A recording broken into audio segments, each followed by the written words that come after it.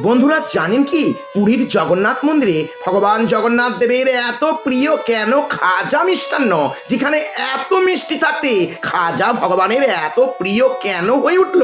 তাহলে শুনুন, পুরীর ভগবান জগন্নাথ দেবের রান্নাঘর পৃথিবীর সবচেয়ে রহস্যময় রান্নাঘর বলা হয়, কারণ এখানে ভগবানের জন্য মহাপ্রসাদে স্বয়ং মা লক্ষ্মীর স্পর্শ জড়িয়ে রয়েছে। তাই ভগবানের অন্নপ্রসাদ এখানে মহাপ্রসাদ। এই অন্নপ্রসাদ তো আর ভক্তরা দূর দূরান্ত থেকে এসে নিয়ে যেতে পারেন না। এই প্রসাদ খুব বেশি দিন পর্যন্ত ভালোও থাকে না। তাই ভগবানের ভক্তরা চিন্তা করলেন, যদি এমন প্রসাদ হতো যে আমরা দূর দূরান্তে বাড়িতে নিয়ে যেতে পারতাম।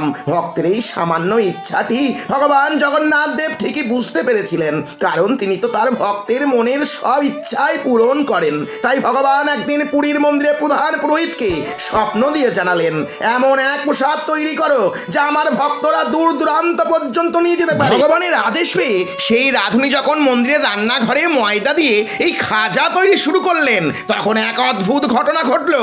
ওই রাঁধুনি যখন খাজা তৈরি করছিলেন, তখন মা লক্ষ্মী সেখানে স্বয়ং আবির্ভূত হয়ে সেই রাঁধুনির এই মিষ্টান্ন তৈরিতে খুবই সন্তুষ্ট হলেন এবং বললেন, আজ থেকে প্রভু জগন্নাথ দেবের এই প্রসাদে আমার আশীর্বাদ মিশে থাকবে।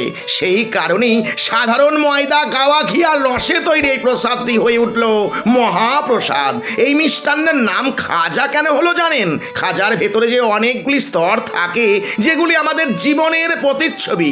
আমাদের জীবনে যেমন অনেক জটিলতা বা সমস্যা থাকে, খাজাতেও তেমনই স্তর দেওয়া, কিন্তু যখনই এই খাজা চিনির রসে ডুবানো হয় তখনই তা মিষ্টি হয়ে যায়। আমাদের এই কঠিন জীবনটাকেও যদি আমরা ভগবানের নামের রসে ডুবিয়ে দিই, তবেই তাই এই খাজার মতো মিষ্টান্ন হয়ে উঠবে, আমাদের জীবন ধন্য হবে।